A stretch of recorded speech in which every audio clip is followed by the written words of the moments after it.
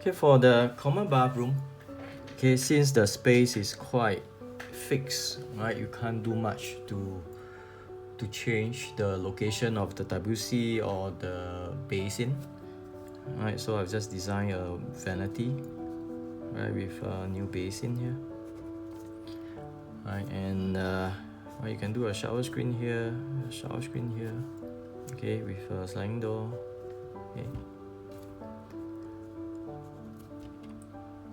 Okay, for the master bathroom, right, because this wall length or width is not deep enough, right, to construct a standard size vanity, so the vanity cabinet depth will have to be slightly shallower. Okay, so because of the shallow depth, right, you need to use it's kind of a overlapping basin. A semi-recessed basin, yeah. So the basin will protrude out a little bit from the vanity.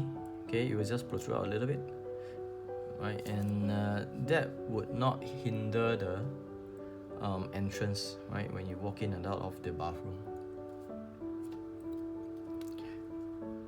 And since the shower head is here, so just do a shower screen. Can be a fixed one, right, or can be a fixed with a door, right, personal preference.